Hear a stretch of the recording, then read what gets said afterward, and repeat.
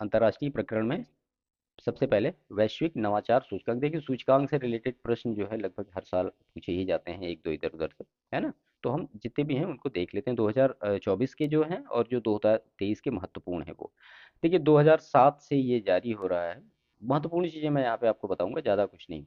और इसको जारी कौन कर रहा है, तो वीपो द्वारा ये जारी होता है, यानी वर्ल्ड इंटेलेक्चुअल प्रॉपर्टी ऑर्गेनाइजेशन के द्वारा इसको जारी किया जाता है। ठीक है। और ये जो इस बार जारी हुआ ये इसका 17वां संस्करण था। और इसका जो शीर्षक था वो आप देख लीजिए, तो उसका नाम था सामाजिक उद्यमिता के वादे को उजागर करना। उद्यमिता के वादे को उजागर करना, ये इसका जो है वैश्विक नवाचार सूचकांक 2024 का ये एक हिसाब से शीर्षक था। इसमें कुल 133 अर्थव्यवस्थाओं को शामिल किया गया है। आप अगर टॉप को देखें इसमें, तो एक नंबर पर कौन है, तो वो है स्विट्जरलैंड।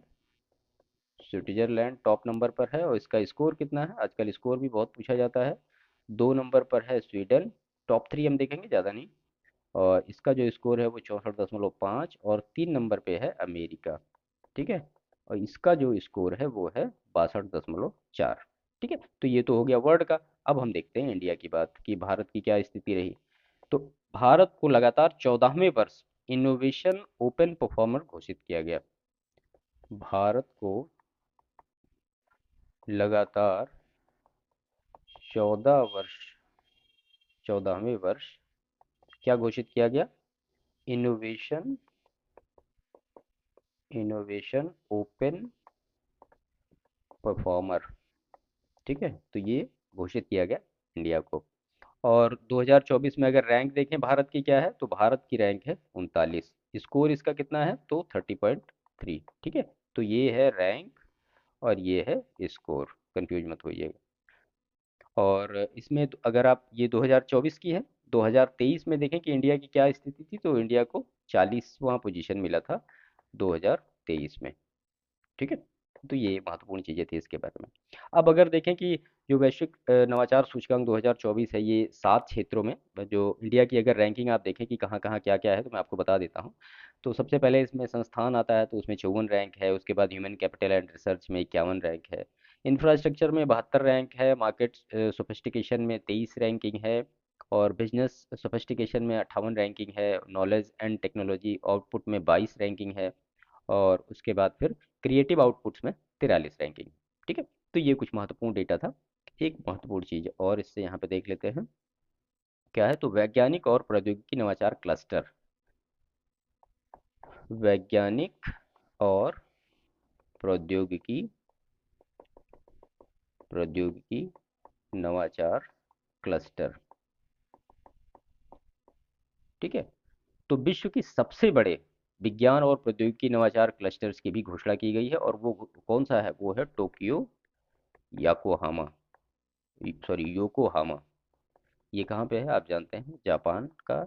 और सबसे बड़ा इसको मतलब biggest science and technology innovation cluster की इसको घोषणा की गई है, टोक्यो याकोहामा को। और विश्व में शीर्ष 100 विज्ञान और प्रौद्योगिकी क्लस्टर्स में भारत के 4 शहर शामिल हैं। वो कौन कौन से हैं, तो उनको भी आप जान लीजिए। तो पहला है बंगलुरु, उसके बाद है फिर दिल्ली, और उसके बाद है फिर मुंबई, और उसके बाद है फिर चेन्नई। ठीक है। तो टॉप लेवल का तो ये है, और भारत के 4 ये हैं जो कि 100 विश्व के शीर्ष उसमें चारों में। ठीक है। इसके बाद विश्व प्रतिभा रैंकिंग 2024, इसको जारी किया किसने, आईएमडी के द्वारा जारी हुआ। आईएमडी के द्वारा यानी institute for management and development के द्वारा इसको जारी किया गया है। और ये इसका 11th यानी 11वां संस्करण था। और इसमें कुल 67 जो अर्थव्यवस्था हैं उनको शामिल किया गया है। ठीक है। अब इसमें टॉप की रैंकिंग देख लेते हैं। पहले नंबर पर है स्विट्जरलैंड। स्विट्जरलैंड टॉप पर है। इसका जो स्कोर है वो 100 पूरा है। दूसरे नंबर पर है सिंगापुर। इसका जो स्कोर है वो है 85.65। और इसके बाद तीसरे नंबर पर है लग्जमबर्ग। लग्जमबर्ग का जो स्कोर है वो कितना है, वो है 81.69। ठीक। आ 2024 में अगर भारत की रैंकिंग देखें, तो भारत को मिला है 58वां स्थान। ठीक है। ये 58वां स्थान इसको मिला। स्कोर की बात करें तो 40.47 भारत का स्कोर रहा है। अगर इसी के करस्पॉन्डिंग आप देखें 2023 में इंडिया की क्या स्थिति रही, तो 2023 में 56वें स्थान पर रहा इंडिया। ठीक है, ये भारत की रैंकिंग 2023 की रही, 2024 की है 58। क्लियर। और अगर इसी में आप एशिया प्रशांत क्षेत्र में देखें भारत की रैंकिंग क्या है, तो एशिया प्रशांत क्षेत्र में भारत की रैंकिंग जो है वो है 12वें नंबर पर है। क्लियर। इसके बाद विश्व की 10 सबसे बड़ी अर्थव्यवस्था कौन कौन सी हैं, तो ये फोर्ब्स द्वारा जारी किया गया है। किसके द्वारा? फोर्ब्स द्वारा जारी किया गया है 2024 में, जो कि top 10 largest economy in the world कौन कौन सी रही हैं। तो और ये जो जारी किया गया है ये अकॉर्डिंग टू जीडीपी के संदर्भ में जारी किया गया है। तो पहला है यूएसए। अगर आप इनका जीडीपी देखें तो ये आएगा 28.78। ये यूएसडी ट्रिलियन में है, यूएसडी ट्रिलियन में है ये। दूसरे नंबर पर है चीन, जो कि है 18.53, वही यूएसडी ट्रिलियन में। तीसरे नंबर पर है जर्मनी, इसकी जो है वो है 4.59। चौथे नंबर पर है जापान, इसका जो है 4.11। और पांचवें नंबर पे क्या है? पांचवें नंबर पे है भारत, इसका जो है 3.94 यूएसडी ट्रिलियन। क्लियर। तो ये विश्व की सबसे बड़ी 10 अर्थव्यवस्थाएं की, और पांच का हम जान रहे हैं, पांच का ठीक है। ठीक। इसके बाद वर्ल्ड गिविंग इंडेक्स 2024 के बारे में महत्वपूर्ण चीजें देखते हैं। तो ये चैरिटीज एंड फाउंडेशन द्वारा इसको जारी किया जाता है। किसके द्वारा? चैरिटीज एंड फाउंडेशन के द्वारा, इसको जारी किया जाता है, जिसको कि शॉर्ट फॉर्म CAF भी कहते हैं। CF के द्वारा इसको जारी किया जाता है, और इसमें 142 देशों को इस बार शामिल किया गया था। और भारत का जो स्थान रहा है वो रहा है कितना? 26वां स्थान हासिल किया है भारत ने। ठीक है। और इसमें आप टॉप के देखें कंट्री कौन कौन सी हैं, तो वो है सबसे पहले इंडोनेशिया है, इसका जो स्कोर है वो है 74। दूसरे नंबर पर है केनिया, इसका जो स्कोर है वो है 63। और तीसरे नंबर पर है सिंगापुर, इसका जो स्कोर है वो कितना है? वो है 61। ठीक है। तो 2024 में भारत को 26वां स्थान यहाँ पे प्राप्त हुआ है। इसके बाद विश्व की 10 सबसे बड़ी जो कोयला खदानें कौन कौन सी हैं, तो कोयला अगले 2 दशक तक भारतीय ऊर्जा प्रणाली की जो बैकबोन है वो बना रहेगा। और कोयला कोयला आधारित विद्युत उत्पादन देश के कुल विद्युत उत्पादन का लगभग कितना है, तो ये 70% है। इसको नोट कर लीजिए, कोयला आधारित विद्युत उत्पादन। ठीक है, तो ये भी करंट का है। कोयला आधारित विद्युत उत्पादन कितना होता है, तो वो होता है 70% के आसपास। और केंद्र सरकार द्वारा जो कोल गैसिफिकेशन मिशन है, यानी कोयला गैसीकरण मिशन है, इसके सहित कई जो क्लीन कोल योजनाएं हैं वो पहले से ही लॉन्च की गई हैं। 2030 तक 100 मिलियन टन, 2030 तक 100 मिलियन टन, 100 मिलियन टन कोयले को गैसिफाई करना है, ये इसमें बताया गया है। ठीक है। और विश्व की 10 सबसे बड़ी कोयला खदानें कौन कौन सी हैं, तो सबसे हम टॉप 3 का देख लेते हैं, उसमें भारत का जो स्थिति है वो देख लेते हैं। तो एक नंबर पे जो है उसका नाम है black thunder, black thunder mine. ये कहाँ की है, तो ये यूएसए की है। और दूसरे नंबर पर है गेवरा, गेवरा ओसी खान, ये कहाँ की है, तो ये भारत की है। ठीक है। तीसरे नंबर पर है नॉर्थ एंटेलोप माइन, ये कहाँ की है, तो ये भी यूएसए की है। और चौथे नंबर पर फिर भारत की है कुसमुंडा ओसी खान, कुसमुंडा ओसी खान, ये कहाँ की है, तो ये भी भारत की है। और ये जो दोनों ही हैं वो कहाँ की हैं, वो छत्तीसगढ़ की हैं, कोरबा जिले की। ये भी छत्तीसगढ़ की है और ये भी छत्तीसगढ़ की है। क्लियर। इसके बाद भारत का 43वां विश्व धरोहर स्थल। ठीक है। तो इस बार जो हुआ था वो विश्व धरोहर समिति का 46वां सत्र था, कंफ्यूज मत होइएगा। विश्व धरोहर स्थल का 46वां, 46वां ये सत्र था। ये समिति होना चाहिए यहाँ पे, फिर से लिखते हैं इसको। विश्व धरोहर समिति का कौन सा सत्र था, ये 46वां सत्र था। ठीक है। तो इसमें, और ये इसका आयोजन कहाँ हुआ था, तो ये हुआ था दिल्ली में, भारत मंडपम अंतर्राष्ट्रीय प्रदर्शनी और कन्वेंशन सेंटर नई दिल्ली में इसका आयोजन हुआ था। देखिए जो इंडिया में आयोजन हुए हैं उनको तो खैर विशेष तौर पर ध्यान दीजिएगा अच्छी तरीके से। ठीक है। तो ये प्रथम अवसर है, ये फर्स्ट टाइम है कि जब भारत इसकी मेज़बानी कर रहा है। और इसकी मेज़बानी संस्कृति मंत्रालय और एएसआई के द्वारा की गई थी। और ये विश्व धरोहर समिति का कौन सा स्तर था, 46वां इसका अवसर था। और अगर इसका विषय देखें, आपकी विषय क्या था, तो विकास भी विरासत भी इसका विषय था। विकास भी और विरासत भी इसका विषय है। ठीक है। अब इसमें से जो महत्वपूर्ण चीजें हैं, तो 46वें सत्र का उद्घाटन यूनेस्को की जो महानिदेशक हैं वो ऑड्रे अजेलो, नाम भी याद रखिएगा, पता नहीं पूछ लिया जाए, ऑड्रे अजेलो ने इसका उद्घाटन किया था।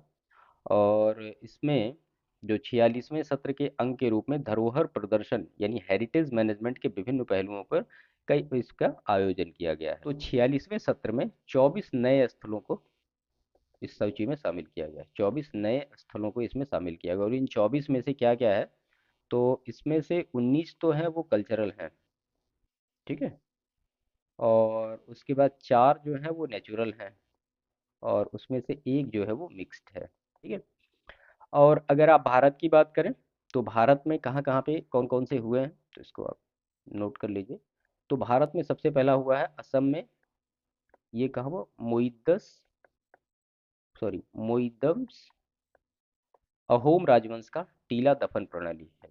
अहोम राजवंश का टीला दफन प्रणाली, इसको लिया गया है टीला दफन प्रणाली। ठीक है। और उसके बाद ये असम का तीसरा है, असम का ये तीसरा स्थल है, और बाकी इसको इसमें लिया गया है। ठीक है। और इससे पूर्व अगर आप देखें, मैं तीसरा कह रहा हूँ तो इसके पहले इसका मतलब दो रहे होंगे। तो पहला जो था वो था कांजीरंगा, कांजीरंगा राष्ट्रीय उद्यान, और दूसरा जो था वो था मानस वन्यजीव अभ्यारण्य, मानस वन्यजीव अभ्यारण्य। ठीक है। तो ये इस हिसाब से ये 3 हो गए। और इसको जो लिया गया असम का मोइदम्स, ये कल्चर उसमें मिक्स्ड श्रेणी में आएगा। ठीक है। मोइदम्स को जो है वो कल्चरल कैटेगरी में रखा गया, सॉरी, कल्चरल कैटेगरी में रखा गया है। और असम का ये पहला कल्चरल साइट। क्लियर। और भी इसमें कुछ महत्वपूर्ण चीजें हम देख लेते हैं, जो कि है लोगो, इसका लोगो क्या रहा। ठीक है। तो इसका लोगो हम्पी में स्मारकों का समूह रहा, हम्पी में स्मारकों का समूह, इसका लोगो माना गया है। ठीक है। इसके बाद अगर आप इसको थोड़ा सा और कैटेगराइज करें कि भारत में कुल कितने जो विश्व विरासत स्थल हैं, तो वो कितने हैं अभी तक, 43। याद रखिएगा, बिल्कुल फैक्ट है डेटा, कि यूनेस्को विश्व धरोहर स्थलों की संख्या भारत में कितनी है, तो यूनेस्को विश्व धरोहर स्थलों की संख्या, स्थलों की संख्या भारत में कितनी है, तो वो है 43, और ये 43वां सत्र भी था। ठीक है। तो बिल्कुल याद करने में आसानी आपको रहेगी। और इस 43 में से भारत कौन से स्थान पे आ रहा है, तो वो छठे स्थान पे आ रहा है। अगर आप देखें कि 43वां स्थान कौन कौन से हैं, तो मैं आपको यूपी के बता दे रहा हूँ कि महत्वपूर्ण जो कौन कौन से हैं। उत्तर प्रदेश के जो इंपॉर्टेंट हैं उनके बारे में आपको मैं बता देता हूँ। तो देखिए, उत्तर प्रदेश में सबसे पहले जो है वो तो है आगरा का किला। ठीक है। आगरा का किला, इसको एक्वायर किया गया था 1983 में। और जो दूसरा है वो है फतेहपुर सीकरी, फतेहपुर सीकरी, इसको लिया गया था 1986 में। उसके बाद से बाकी और यूपी के कोई नहीं है। हाँ, बिहार के भी दो हैं, वो भी देख लीजिए। तो बिहार का पहला है बोधि गया या महाबोधि मंदिर, महाबोधि मंदिर का जो परिसर है इसको, तो इसको लिया गया था 2002 में। और जो दूसरा है वो है नालंदा, बिहार में नालंदा महाविद्यालय का पुरातात्विक, नालंदा महाविहार, आप सिंपल लिखिए नालंदा महाविहार, इसको लिया गया था 2016 में। तो यूपी और बिहार के जो दो मतलब विश्व धरोहर स्थल हैं उनको हमने किया, बाकी जो है वो 43 हैं। इस बार जो लिया गया है वो एक को लिया गया है, सॉरी, इस बार जो लिया गया है वो एक को लिया गया है, वो आपने देखा कि कौन है। ठीक है। इसके बाद जो नेक्स्ट है वो है मोनाको और वेनेजुएला को एफएटीएफ की ग्रे सूची में शामिल किया गया। हाँ, एक महत्वपूर्ण योजना है परी योजना, इसके बारे में आप यहाँ पे मैं नोट कर देता हूँ। ठीक है। कि परी योजना क्या है, PARI, परी योजना, इसका फुल फॉर्म है public art of India, PUB, public art of India इसका फुल फॉर्म है। और इसका उद्देश्य है कि मतलब जो सौंदर्य और सांस्कृतिक परिदृश्य हैं इसको ऊपर उठाने के लिए एक मंच प्रोवाइड करता है ये। क्लियर? तो परियोजना के बारे में जानिएगा। संस्कृत मंत्रालय की एक पहल है भारत सरकार की। ठीक है। देखिए, फाइनेंशियल एक्शन टास्क फोर्स जो है उन्होंने मोनाको और वेनेजुएला को इस बार की ग्रे सूची में रखा है। इसकी स्थापना कब हुई थी? तो वो हुई थी, एफएटीएफ की बात मैं कर रहा हूँ, 1989 में फ्रांस की राजधानी पेरिस में हुई थी। ठीक है। और G7 शिखर सम्मेलन के दौरान इसको स्थापित किया गया था। जो कुल 40 सदस्य हैं इसके, जिसके 2 क्षेत्रीय संगठन भी शामिल है। एक तो यूरोपीय आयोग है, दूसरा खाड़ी सहयोग परिषद है। और एफएटीएफ की जो पूर्ण बैठक है, इसकी अध्यक्षता किसने की थी इस बार की? तो उन्होंने की थी टी राजा कुमार, जो कि सिंगापुर के हैं, उन्होंने अध्यक्षता की थी। टी राजा कुमार की अध्यक्षता की थी, सिंगापुर के हैं ये। ठीक है। और इन्होंने जमैका और तुर्कियों को मतलब एफएटीएफ की ग्रे सूची से बाहर कर दिया है। क्लियर? अगर आप ब्लैक सूची में देखें इसकी, कि ब्लैक सूची में कौन कौन से शामिल हैं, तो वो तो पहला कंट्री है कोरिया, और दूसरा जो है वो है ईरान, और तीसरा जो है वो म्यांमार। ये ब्लैक सूची में शामिल है। इसके बाद ग्लोबल लिवेबिलिटी इंडेक्स 2024, इसको पब्लिश किया जाता है ईआईयू के द्वारा, और 173 देशों का इस बार पब्लिश किया गया है। और वियना की जो है वो रैंक वो शीर्ष पर है, टॉप। हम टेबल देख लेते हैं, उससे चीज़ें क्लियर हो जाएंगी। ठीक है। तो शीर्ष जो 5 शहर हैं, वो सबसे पहले आएगा इसमें वियना है। और ऑस्ट्रेलिया इस सॉरी ऑस्ट्रिया है, 98.4 इसका स्कोर है। दूसरे नंबर पर है कोपेनहेगन।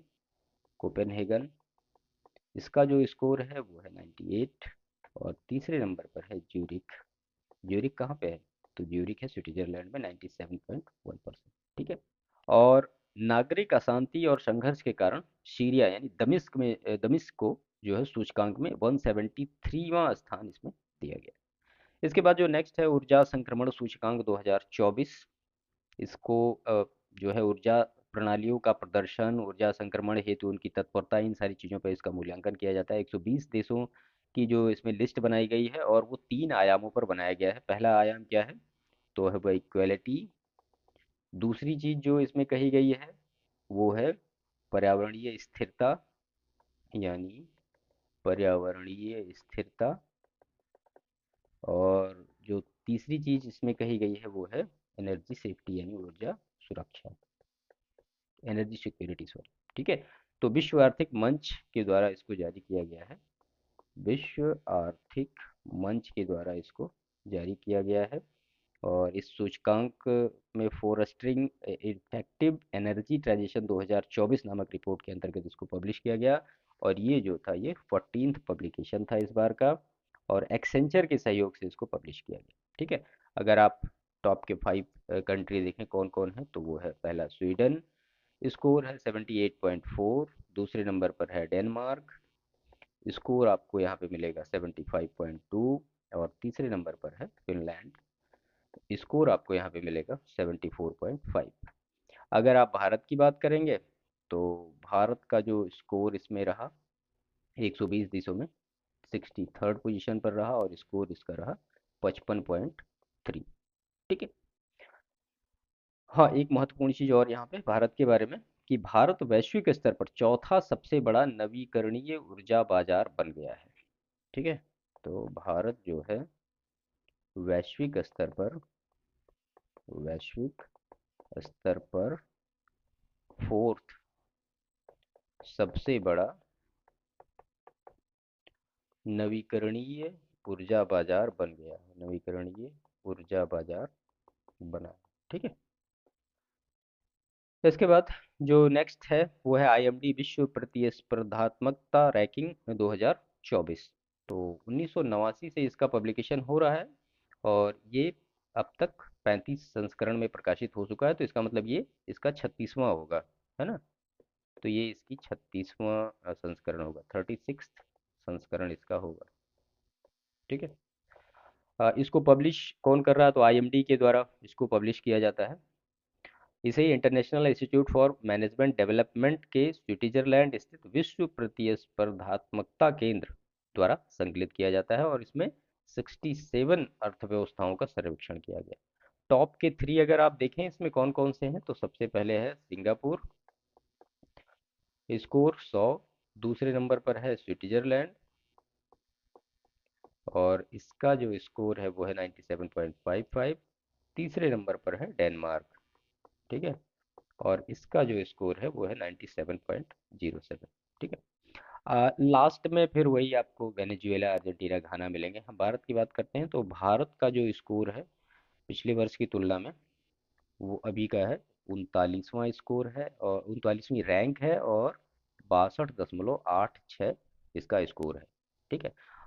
2000 अगर आप 23 की बात करें तो एक स्थान का सुधार दर्ज हुआ है इसमें, क्लियर। और अगर एशिया की रैंक देखें, एशिया पैसिफिक रैंकिंग में देखें कि इंडिया की स्कोर क्या है, तो कुल 14 देशों में 12 रैंक है, कुल 14 देशों में, ठीक है। उसके बाद फिर सतत विकास रिपोर्ट 2024, ठीक है। तो इसको किसके द्वारा पब्लिश किया गया, तो संयुक्त राष्ट्र सतत विकास समाधान नेटवर्क द्वारा सतत विकास रिपोर्ट 2024 को जारी किया गया। किसके द्वारा, तो UN sustainable development solution network के द्वारा, यानी UNSDSN द्वारा इसको पब्लिश किया गया। और ये जो था ये 9th संस्करण है इसका। और इस रिपोर्ट का शीर्षक क्या है, तो वो है SDG और भविष्य का UN शिखर सम्मेलन, शिखर सम्मेलन, ये इसका शीर्षक था, क्लियर। अब इसमें अगर आप टॉप देख ले कौन सा है, तो सबसे पहले है आपको मिलेगा फिनलैंड, स्कोर 86.4। दूसरे नंबर पर है स्वीडन, स्कोर यहाँ पे है 85.7। और तीसरे नंबर पर है डेनमार्क, ठीक है। तो डेनमार्क का है स्कोर 85.0। अगर आप भारत की यहाँ पे देखें कि भारत की क्या स्थिति है, तो भारत को जो है 109वां स्थान प्राप्त हुआ है, और इसका जो समग्र स्कोर है वो कितना है, 64, ठीक है। इसके बाद cost of living city ranking 2024, इसको मर्सर के द्वारा पब्लिश किया गया है, मर्सर के द्वारा इसको पब्लिश किया गया है। और इसमें मतलब 5 महाद्वीपों में 226 शहरों को शामिल किया गया है, और इसको बेस सिटी किसको माना गया है, तो बेस सिटी माना गया है न्यूयॉर्क को, बेस सिटी माना गया है न्यूयॉर्क को, बेस सिटी माना। अब इसी से मतलब कंपेयर करते चलेंगे कि सबसे महंगा क्या है, सबसे सस्ता क्या है, ये सारी चीज़ें, ठीक है। तो इसमें सबसे जो महंगा सिटी बताया गया वो हांगकांग को बताया गया। हांगकांग सबसे महंगा शहर है, यानी मोस्ट एक्सपेंसिव सिटी इसको कहा गया, मोस्ट एक्सपेंसिव सिटी किसको कहा गया, वो हांगकांग को कहा गया। और विश्व के दो सस्ते सस्ते शहर यानी मोस्ट अफोर्डेबल सिटी में एक का सॉरी अबूजा है, और दूसरा लागोस है, और ये दोनों नाइजीरिया के ही मतलब एक वो है। अगर कॉस्ट ऑफ लिविंग इंडेक्स 2024 में मुंबई की रैंकिंग आप देखें, तो मुंबई की रैंकिंग आपको मिलेगी यहाँ पे 136वां स्थान है। तो भारत का ये सबसे महंगा शहर है, भारत का सबसे महंगा शहर है ये, ठीक है।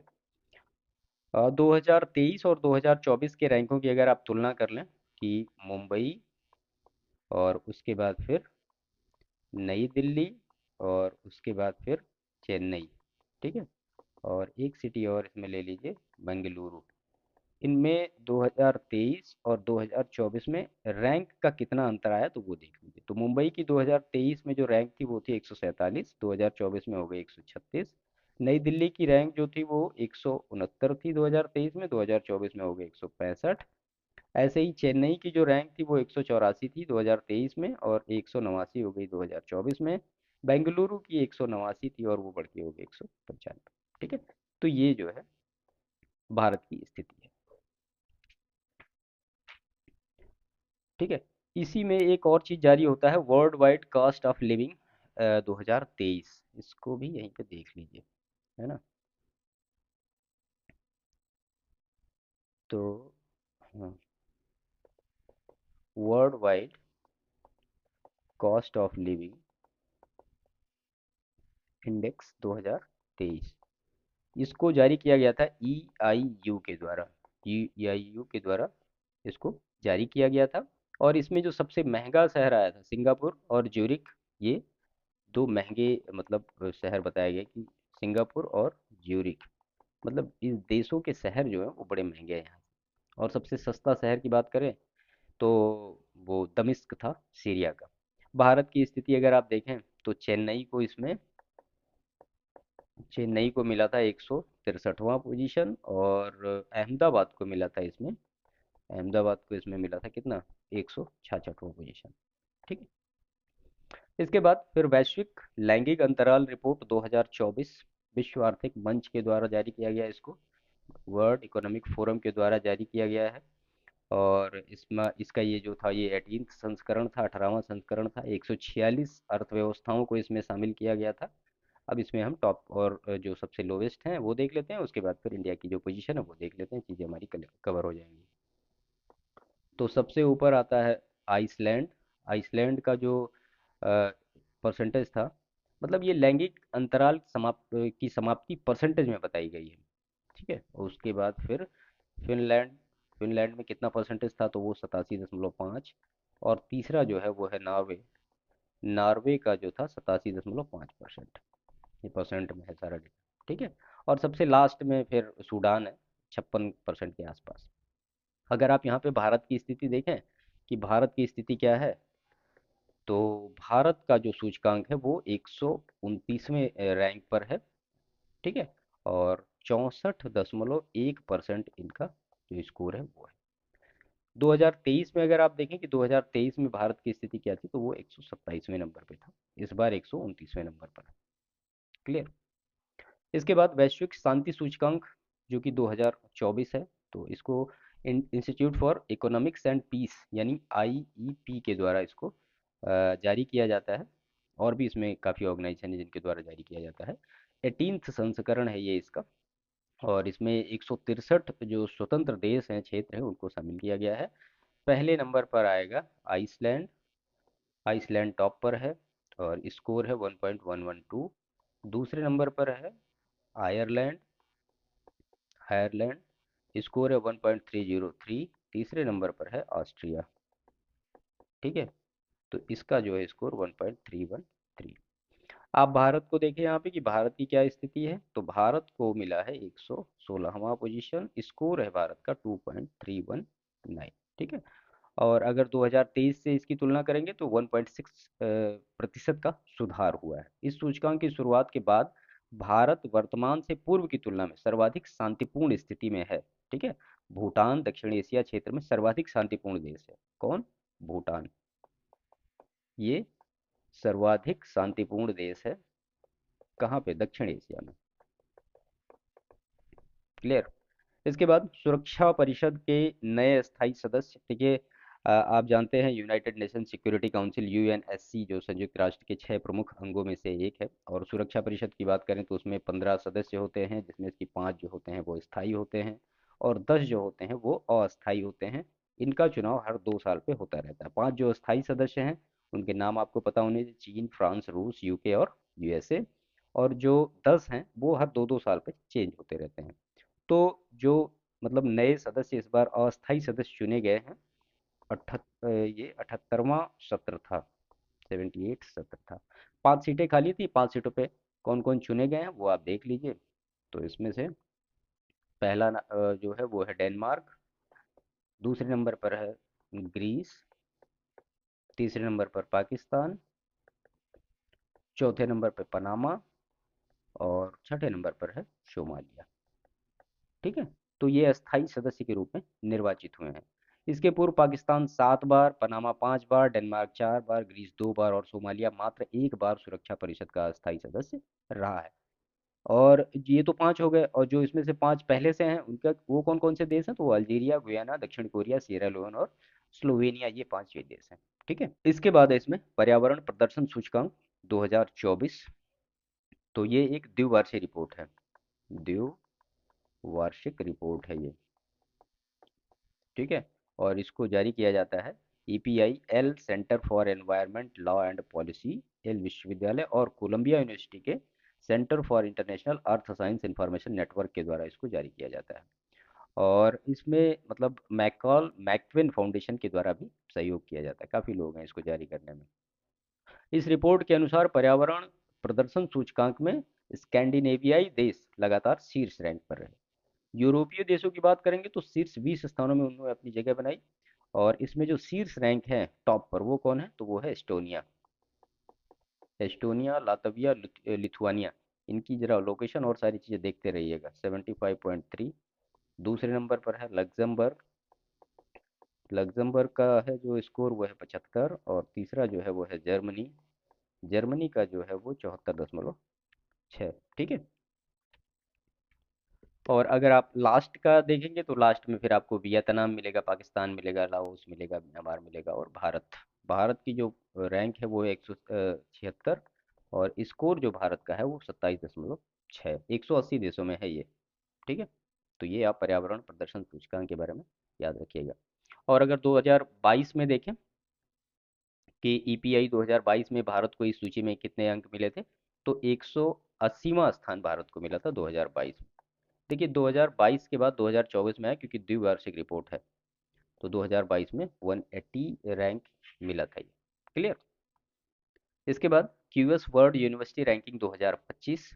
इसमें मतलब ये बताया जाता है कि विश्व के जो सर्वश्रेष्ठ संस्थान हैं उन पर प्रकाश डाला जाता है। और ये प्रथम संस्करण, जो इसका संस्करण था वो 2004 में पब्लिश किया गया था।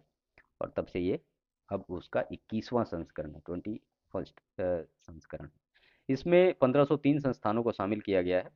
अब इसमें देखा यह जाता है कि उनकी मेथोडोलॉजी क्या है, जो मतलब कॉलेजेस हैं या यूनिवर्सिटीज हैं।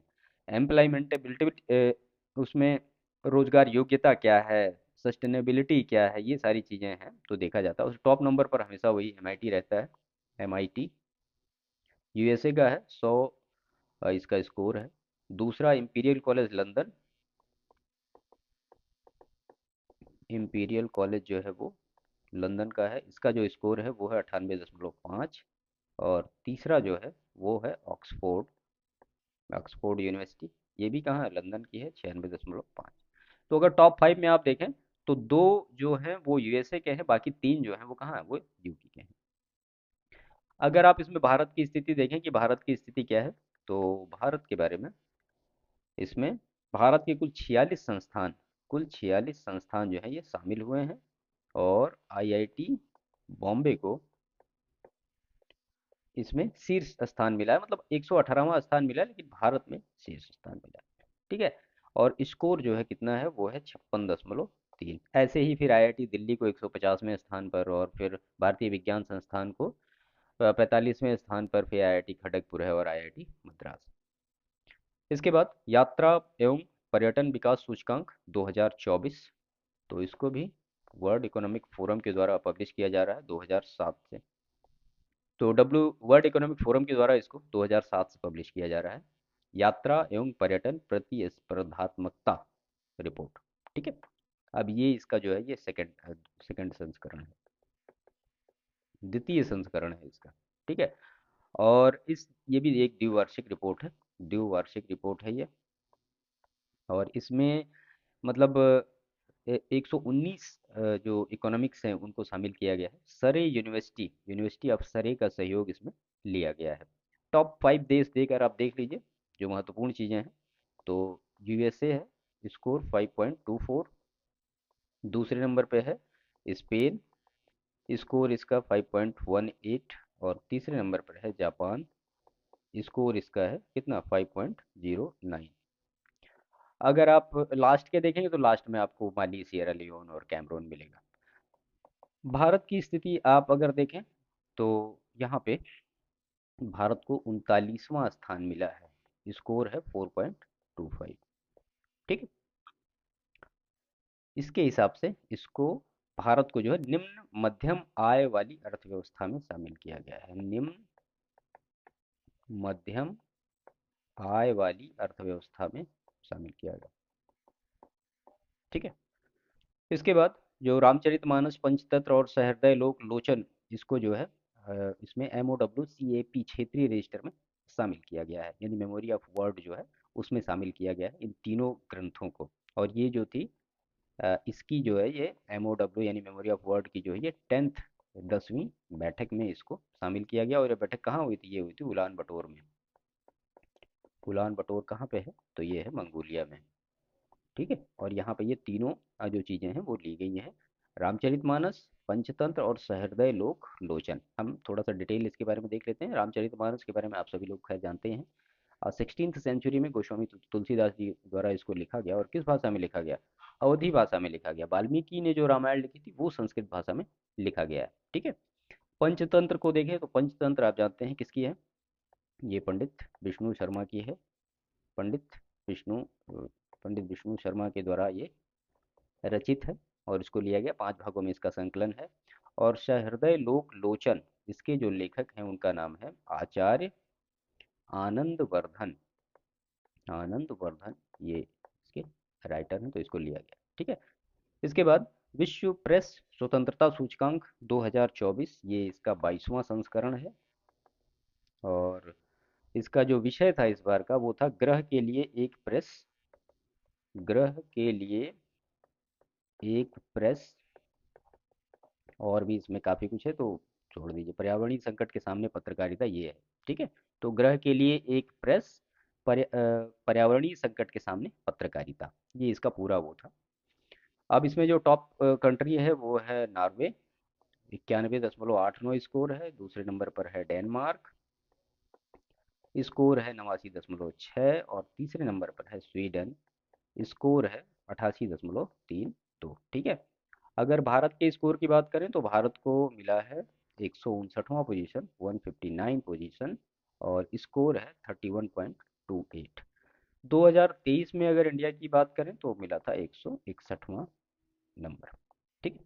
और जो 5 इसमें संकेतक यूज किए जाते हैं उसमें है राजनीति, आर्थिक, विधिक, सामाजिक, सांस्कृतिक, सुरक्षा, ये सारी चीज़ें इसमें ली गई।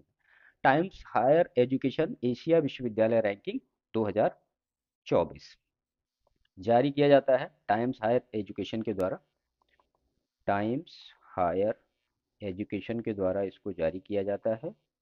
और ये जो है ये 12 संस्करण है। 18 प्रदर्शन संकेतकों के आधार पर इसको किया जाता है। इसमें जापान के सबसे ज़्यादा 119 विश्वविद्यालय शामिल हैं। भारत के कितने हैं? 91 विश्वविद्यालय शामिल हैं, जो कि दूसरे नंबर पर है भारत। ठीक है। तो यहाँ पर नोट ही कर लीजिए। जापान के सबसे ज़्यादा 119 यूनिवर्सिटी शामिल है। और उसके बाद भारत के 91 यूनिवर्सिटी शामिल है या कॉलेजेस शामिल हैं इस रैंकिंग में। ठीक है। अगर टॉप रैंकिंग की बात करेंगे तो इसमें सिंधुआ सिंधुआ विश्वविद्यालय को, जो कि चीन का है, कितनी रैंक मिली है? 92.8। दूसरे नंबर पर है पेकिंग विश्वविद्यालय, ये भी कहाँ का है? चीन का है। और इसको भी मिली है 92.6 रैंकिंग। ठीक है। भारत के रैंकिंग की आप देखें कि भारत में, तो भारत की जो रैंकिंग है वो है 32, किसकी? भारतीय विज्ञान संस्थान बेंगलुरु की। भारतीय विज्ञान संस्थान बेंगलुरु की। और स्कोर है 66.1। और उसके बाद है 119 नंबर पे अन्ना विश्वविद्यालय। अन्ना विश्वविद्यालय 48 इसकी रैंक है। और इसके बाद है 134 नंबर पे महात्मा गांधी विश्वविद्यालय कोट्टम, 46.4 इसका स्कोर है। ठीक है। इसके बाद है विश्व प्रसन्नता रिपोर्ट 2024, इसको जारी किया गया ऑक्सफोर्ड वेलबींग रिसर्च सेंटर के द्वारा। और इसमें 143 देश को उनकी नागरिकों की मतलब प्रसन्नता, ये सारी चीज़ें उसमें करी गई हैं। और 7वें वर्ष लगातार फिनलैंड को टॉप पर है। वहाँ के लोग सबसे ज़्यादा खुश रहते हैं। टॉप रैंकिंग अगर आप देखें तो फिनलैंड आपको मिलेगा, स्कोर है 7.741। और दूसरे नंबर पर है डेनमार्क, स्कोर है 7.583। और तीसरे नंबर पर है आइसलैंड। ठीक है। स्कोर है 7.525। भारत को देखें तो भारत की जो रैंकिंग है वो है 126, स्कोर है 4.054। और 2023 में भारत की रैंकिंग क्या थी? तो वहाँ भी 126 ही थी। ठीक। इसके बाद अंतर्राष्ट्रीय शस्त्र हस्तांतरण प्रवृत्ति 2023 सीपरी के द्वारा ये रिपोर्ट जारी की जाती है। और इसमें यह देखा जाता है कि विश्व के सबसे बड़े आयातक शस्त्र कौन है, निर्यातक कौन है, वो हम देख लेते हैं। तो शस्त्र विश्व के सबसे बड़े आयातक और सबसे बड़े निर्यातक, यही प्रश्न पूछे भी जाते हैं। सबसे बड़े निर्यातक कौन कौन है? ठीक है। तो सबसे बड़े निर्यातक में सबसे पहला नंबर आएगा किसका? तो आएगा यूएसए का। 42% निर्यात करता है ऑल ओवर वर्ल्ड में। दूसरे नंबर पे आ रहा है फ्रांस, 11% निर्यात करता है। तीसरे नंबर पे है रूस, ये आ रहा है 11% ये भी। चौथे नंबर पर है चीन, ये करता है 5.8%। और पाँचवें नंबर पर है जर्मनी, ये करता है 5.6%। ठीक है, तो ये तो हो गया निर्यात के लिए। अब हम आयात के लिए देखते हैं कि आयात सबसे ज़्यादा कौन करता है, तो वो करता है भारत, 9.8%। दूसरे नंबर पर है सऊदी अरब, सऊदी अरब 8.4%। और तीसरे नंबर पर है कतर, 7.6%। और चौथे नंबर पर है यूक्रेन, 4.9%। और उसके बाद पाँचवें नंबर पर है पाकिस्तान, ठीक है, 4.3%। तो ये जो है एक रिपोर्ट है सीपरी की द्वारा, तो इसमें ये बताया जाता है कि सबसे बड़े आयातक कौन है और सबसे बड़े निर्यातक कौन। ये 2014 से लेके 2014-18 और 2019-20 के मध्य ये सारी चीज़ें देखी जाती हैं। इसके बाद अंकोर वाट जो है वो विश्व का 8वां अजूबा इसको कहा गया है। और अंकोर वाट कहाँ स्थित है, तो वो कंबोडिया में स्थित है। कंबोडिया में स्थित है अंकोर वाट, ठीक है। इसको 8वें अजूबे के रूप में किया गया है। इससे पहले जो 7 अजूबे हैं उनका भी नाम आपको पता होगा। 7 अजूबों को 7 जुलाई 2007 को इनकी आधिकारिक घोषणा हुई थी, ठीक है। अब फिलहाल इनमें कोई रैंकिंग नहीं है, चाहे जो चाहे पहले हो या बाद में, ऐसा कुछ नहीं है, कोई रैंक के हिसाब से दिया गया है। मैं नाम बता देता हूँ। ताजमहल भारत, दूसरा है कोलोसियम इटली का, तीसरा है माउंट पिचू पेरू का, चौथा है पेट्रा जापान का, ओ सॉरी जॉर्डन का। उसके बाद है चीन की दीवार चीन की, उसके बाद है the statue of Christ Redeemer Brazil. और उसके बाद सातवां है चिचेन इत्जा जो कि है मैक्सिको में। ठीक है, तो ये 7 अजूबे। 8वां अजूबा आज से क्या हो गया, अंकोर वाट, जो कि कंबोडिया में स्थित है। इसके बाद स्वीडन जो है ये नाटो का 32वां सदस्य बना। नाटो मतलब नॉर्थ एटलांटिक ट्रीटी। ये क्या है, एक अंतर सरकारी राजनीतिक और सैन्य गठबंधन है, पॉलिटिकल एंड मिलिट्री अलायंस है ये। और नाटो जो है यूरोप और उत्तरी अमेरिका के देशों का एक गठबंधन है। और इसका जो मुख्यालय है वो कहाँ है, वो ब्रसेल्स बेल्जियम में है, ठीक है, बेल्जियम में है। और ये इसका कौन सा सदस्य बना, 32वां सदस्य बना। स्वीडन क्या है, एक नॉर्डिक कंट्री है, यानी नॉर्डिक देश है। इसके बाद है वैश्विक आतंकवाद सूचकांक 2024, ठीक है। तो इसको भी जारी किया जाता है आईईपी के द्वारा। आईईपी का मतलब क्या हुआ कि institute for economics and peace. IEP पहले भी कई बार लिख चुके हैं इसको, तो आईईपी के द्वारा इसको जारी किया जाता है। और इसका क्या है, तो ये 11वां इसका संस्करण है। 163 देशों को इसमें शामिल किया गया है और पूरा देखा गया है। लगातार 9वें वर्ष आईएस यानी इस्लामिक स्टेट्स को विश्व का सबसे घातक आतंकी समूह घोषित किया गया है, ठीक है। तो विश्व का सबसे सबसे घातक आतंकी समूह कौन सा है, सबसे घातक आतंकी समूह आईएस है, यानी इस्लामिक स्टेट। इस्लामिक स्टेट को किया गया है, ठीक है। और आतंकवाद से सर्वाधिक प्रभावित 3 देश कौन कौन है, तो वो है सबसे पहले बुर्किना फासो। इसकी जो स्कोर है इनका 8.751। दूसरे नंबर पर है इसराइल, इसका जो स्कोर है वो है 8.143। और तीसरे नंबर पर है माली, इसका जो स्कोर है 7.998, ठीक है। अब भारत की स्थिति यहाँ पे देखें तो भारत का जो रैंक रहा वो 14वां रहा और स्कोर रहा 6.324। क्लियर। इसके बाद पोखरा जो नेपाल की पर्यटन राजधानी घोषित की गई, तो नेपाल सरकार द्वारा आधिकारिक रूप से मार्च 2024 में इसको किया है कि पोखरा को देश की पर्यटन राजधानी घोषित करी है। और यह घोषणा कहाँ की गई है, तो फेवा झील पे, फेवा झील के तट पर इसकी घोषणा की गई है। तट पर स्थित वाराही घाट, वाराही घाट पर आयोजित एक कार्यक्रम में इसको किया गया है, ठीक है। अब पोखरा को झीलों का घर भी कहा जाता है। किसको कहा जाता है, झीलों का घर भी कहा जाता है। किसको, पोखरा को। और यहाँ पे कौन कौन सी झील हैं, एक बार नाम आप देख लीजिए। तो यहाँ पे है फेवा झील, उसके बाद है बेगनास झील, ठीक है। और उसके बाद है रूपा झील, ये सारी इसमें शामिल है। क्लियर। इसके बाद आर्थिक स्वतंत्रता सूचकांक 2024, इसको जारी किया द हेरिटेज फाउंड ने। द हेरिटेज फाउंडेशन के द्वारा इसको जारी किया गया है। और ये जो है इसका 30वां संस्करण है।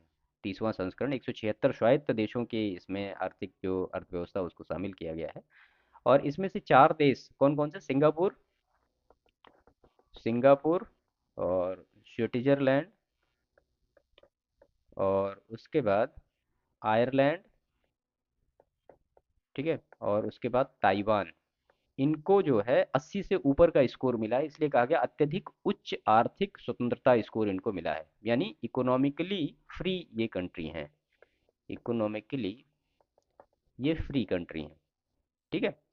और जो 50 से, जिसमें कि भारत की रैंकिंग है, 50 से लेके 59.9 तक का स्कोर जिसको मिला है वो मध्य स्कोर है, मध्यम स्कोर।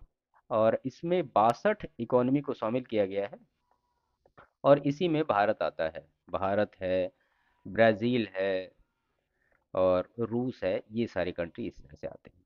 सूचकांक में सिंगापुर को विश्व की सबसे स्वतंत्र अर्थव्यवस्था घोषित किया गया है। किसको? सिंगापुर को विश्व की सबसे स्वतंत्र अर्थव्यवस्था, ठीक है, ये घोषित किया गया है। और अगर भारत को देखें तो भारत का जो स्कोर रहा इसमें वो रहा 52.9, और 126वां स्थान प्राप्त हुआ भारत को, ठीक है। तो ये डेटा महत्वपूर्ण है। इसके बाद अंतर्राष्ट्रीय बौद्धिक संपदा सूचकांक 2024, यूएस चैम्बर ऑफ कॉमर्स के संबद्ध ग्लोबल इनोवेशन पॉलिसी सेंटर यानी जीआईपीसी के द्वारा इसको जारी किया जाता है। और इसमें 55 देशों की बौद्धिक संपदा अवसंरचना का मूल्यांकन किया गया है। हम इसकी रैंक देखते हैं। हाँ, ये इसका कौन सा संस्करण है? तो ये इसका 12वां संस्करण है। रैंक के हिसाब से अगर देखें तो सबसे पहले यूएसए आएगा। यूएसए का जो परसेंटेज है डेटा का वो है 95.48%। दूसरे नंबर पर है यूके यानी यूनाइटेड किंगडम, 94.12%। और तीसरे नंबर पर है तीसरे नंबर पे है हमारा फ्रांस, और इसका जो इसको परसेंटेज है वो 93.12%। अगर आप भारत की बात करें करस्पॉन्डिंग, तो 55 देशों की सूची में भारत जो है वो 42वें स्थान पर है, स्कोर है 38.64, ठीक है, परसेंट। इसके बाद फिर भ्रष्टाचार बोध सूचकांक 2023, ट्रांसपेरेंसी इंटरनेशनल द्वारा इसको जारी किया जाता है, ठीक है, ट्रांसपेरेंसी इंटरनेशनल के द्वारा जारी किया जाता है। और ये 29वां संस्करण है ये। इसमें जो रैंक हम देख लेते हैं टॉप पर, तो पहले नंबर पर है डेनमार्क की रैंक क्या है? 1 है, स्कोर 90 है। दूसरे नंबर पर है फिनलैंड, इसका जो स्कोर है वो है 87। और इसके बाद तीसरे नंबर पर है न्यूजीलैंड, न्यूजीलैंड और स्कोर है कितना? 85, ठीक है। तो ये तो हो गए सबसे कम भ्रष्टाचार वाले देश। और सर्वाधिक भ्रष्टाचार कहाँ कहाँ पे? तो वो सोमालिया, वेनेजुएला में है। अगर आप भारत को देखें यहाँ पे, तो भारत की रैंक है 39, और 39 अंक हैं इनके। और ये जो पोजीशन है वो 93वें स्थान पर है, ठीक है, 93वीं रैंक प्राप्त हुई है। इसके बाद फिर जलवायु परिवर्तन प्रदर्शन प्रदर्शन सूचकांक 2024 है। 4 श्रेणियों में इसकी गणना करी जाती है। तो ग्रीन हाउस गैस उत्सर्जन के मामले में, नवीकरणीय ऊर्जा के मामले में, ऊर्जा उपभोग के मामले में, और जो जलवायु नीति है उसके मामले में देखा जाता है सारी चीज़ों को। तो ये 19वां इसका संस्करण है। यहाँ पे कुछ महत्वपूर्ण फैक्ट आपको मिलेंगे। विश्व का सबसे बड़ा CO2 उत्सर्जक देश क्या है? उत्सर्जक देश कौन सा है? तो वो है चीन, ठीक है। एक बार पीसीएस में सीधा सीधा प्रश्न पूछा गया क्या है।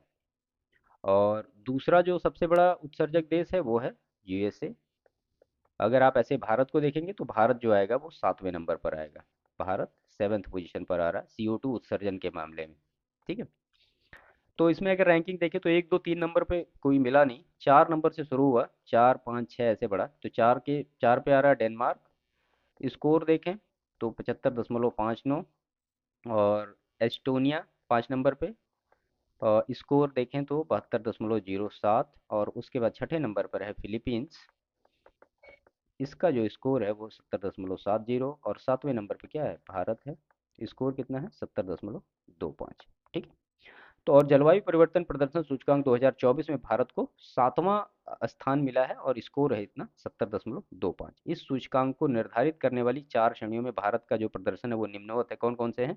तो हमने आपको पहले बताया 4 पिलर: ग्रीन हाउस गैस उत्सर्जन, नवीकरणीय ऊर्जा, ऊर्जा उपभोग और जलवायु नीति के मामले में।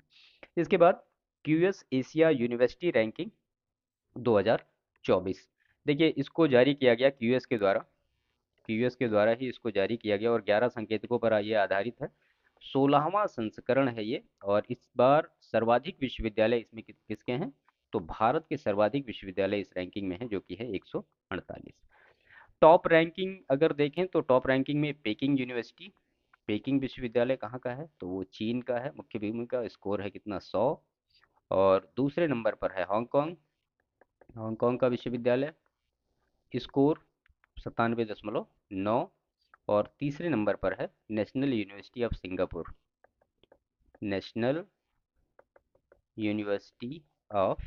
सिंगापुर। ठीक, तो इसका जो स्कोर है वो है 97.2। भारत को अगर देखें, भारत का क्या स्थिति है? तो 40वें नंबर पर है। अगर भारतीय रैंक देखें तो एक नंबर, और एशियाई रैंक कितनी है? तो वो 40वें रैंक पर है। आईआईटी बॉम्बे, स्कोर कितना है? 67.2। और ऐसे ही फिर 46वें नंबर पर आईआईटी दिल्ली है। 53 नंबर पर आईआईटी मद्रास है। आईआईटी मद्रास और आईआईटी दिल्ली, स्कोर देखें आईआईटी का तो दिल्ली का 64 है और 56.8 है। ठीक है। इसके बाद फिर वैश्विक पेंशन सूचकांक 2023, महत्वपूर्ण डेटा है 2023 का है ये। ठीक है, इसको मर्सर के द्वारा ही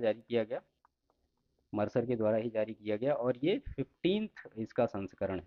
ठीक है, तो टॉप लेवल पे नीदरलैंड, स्कोर है 85। दूसरे नंबर पर है आइसलैंड, स्कोर है 83.5। और तीसरे नंबर पर है डेनमार्क, स्कोर है 81.3। 81.3। और अगर आप भारत का स्कोर देखें तो भारत की मिला है 45वां पोजीशन है इसका और स्कोर जो है वो 45.9। 2022 में अगर भारत की स्थिति देखें तो वहाँ पे 41वें नंबर पे भारत था और जो स्कोर था वो 44.4 का था। ठीक है, तो ये डेटा याद रखिएगा। इसके बाद फिर वैश्विक भूख सूचकांक है, तो इसको भी जारी किया है किसने? कंसर्न्ड वर्ल्ड वाइफ और वेस्ट हंगर लिफ के द्वारा इसको पब्लिश किया गया।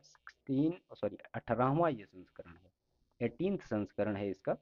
और इस रिपोर्ट का जो विषय था वो था खाद्य प्रणालियों को आकार देने में युवाओं की शक्ति। इसमें भारत की स्थिति देख लेते हैं कि भारत की स्थिति क्या रही। तो भारत का जो रैंक रहा वो 111वां रहा और इसका स्कोर रहा 28.7। इसके अकॉर्डिंग भुखमरी की गंभीर स्थिति प्रदर्शित करता है भारत। इसके बाद फिर नोबेल प्राइज़ है, तो नोबेल प्राइज़ 10 दिसंबर 2023 को प्रदान किए गए। तो हम देख लेते हैं वन बाय वन। अर्थशास्त्र में किसको दिया गया? अर्थशास्त्र में दिया गया 2023 का, ये है क्लॉडिया क्लॉडिया गोल्डिन को। ठीक है, ये इनको दिया गया और ये तीसरी महिला है। इससे पहले दो महिलाओं को दिया गया, लेकिन मतलब सिंगल पुरस्कार प्रदान करने वाली ये पहली महिला है। बाकी जो मिला है वो दोनों लोगों को मिला है और उनमें अभी पिछली बार था एलिनार ओस्ट्राम को और एस्टर दुक्लो को ये मिला है 2019 में, और 2009 में मिला है एलिनार ओस्ट्राम को। इसके बाद जो दूसरा प्राइज है वो है नोबेल शांति पुरस्कार शांति पुरस्कार।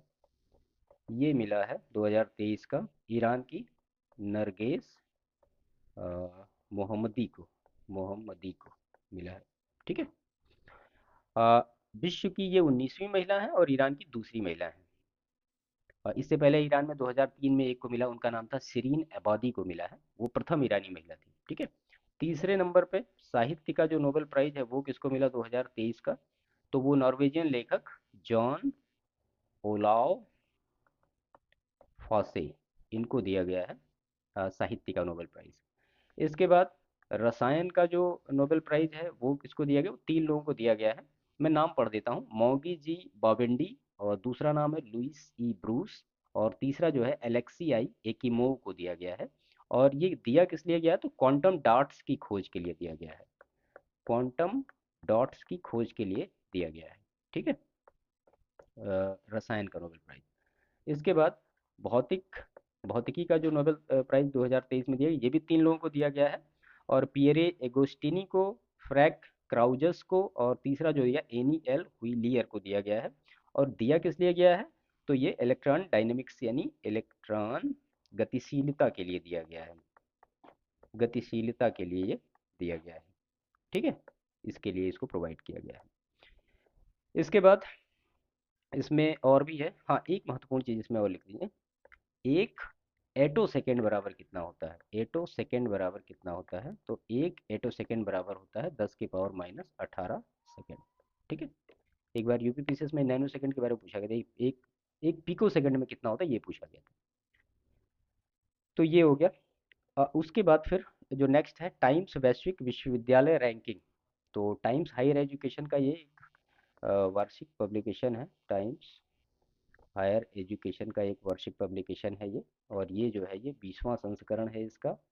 और इसमें वही मतलब ऑक्सफोर्ड यूनिवर्सिटी को, तो जो यूके का है, उसको टॉप रैंक मिली है। ऑक्सफोर्ड यूनिवर्सिटी जो है वो टॉप पर है। ठीक है, अगर आप भारत को देखें तो भारत में इसमें सबसे टॉप रैंकिंग किसको मिली है? तो वो मिली है भारतीय विज्ञान संस्थान को, जो कि बेंगलुरु में है, इसको टॉप रैंकिंग मिली है। ये 201 से लेकर के और 250 की रैंक समूह में शामिल किया गया है। और भारत के कुल कितने 91 संस्थान को इस रैंकिंग में प्राप्त हुई है। इसके बाद मानव स्वतंत्रता सूचकांक 2023 कैटो इंस्टीट्यूट और कनाडा के फ्रेजर इंस्टीट्यूट के द्वारा इसको जारी किया गया। ये जो है ये 9th संस्करण है। शीर्ष देश हम देखते हैं इसमें, तो वो है स्विट्जरलैंड, टॉप पर है, स्कोर 9.01। दूसरे नंबर पर है न्यूजीलैंड, स्कोर जो है वो 8.88। तीसरे नंबर पर है डेनमार्क, स्कोर जो है कितना है 8.83। अगर आप भारत की रैंकिंग देखें कितनी है, तो भारत की जो रैंकिंग है वो है 109। और 109 तो जनरल रैंकिंग है। और अगर क्षेत्रीय रैंकिंग देखें, क्षेत्रीय रैंकिंग कितनी है, तो वो है 9, 10 देशों में। क्लियर। इसके बाद वैश्विक प्रतिभा प्रतिस्पर्धा सूचकांक इनसीड बिजनेस स्कूल के द्वारा इसको जारी किया जाता है। इनसीड बिजनेस स्कूल के द्वारा इसको जारी किया जाता है। और इसमें 134 देशों को लिया गया। और प्रथम 5 स्थानों पर क्रमशः स्विट्जरलैंड है, पहले स्थान पर कौन सा है? तो स्विट्जरलैंड। और दूसरे नंबर पर है सिंगापुर। और तीसरे नंबर पर क्या है? वो है यूएसए। ठीक है, अगर आप भारत की स्थिति देखें कि भारत की स्थिति क्या है, तो 103 समग्र रैंक है। और जो स्कोर है वो कितना है? 30.37। अगर आय वर्ग आप देखें कि कौन सा है, तो निम्न मध्यम आय वर्ग। और क्षेत्र वही मध्य और दक्षिण एशिया का है। और क्षेत्रीय रैंक कितनी है? क्षेत्रीय रैंक कितनी है? वो है 5। ठीक है, इसके बाद फिर रूल ऑफ लॉ इंडेक्स 2023, इसको जारी किया जाता है वर्ल्ड जस्टिस प्रोजेक्ट के द्वारा। वर्ल्ड जस्टिस प्रोजेक्ट के द्वारा इसको जारी किया जाता है। और इसमें 44 संकेतक होते हैं। अगर आप टॉप रैंक पे देखें कि कौन है, तो यहाँ पे आपको मिलेगा डेनमार्क, स्कोर है 0.90। दूसरे नंबर पर है नॉर्वे, स्कोर है 0.89। और तीसरे नंबर पर है फिनलैंड। ठीक है, और स्कोर कितना है? 0.87। भारत की स्थिति यहाँ पे आप देखें तो भारत का स्थान है 79। ठीक है,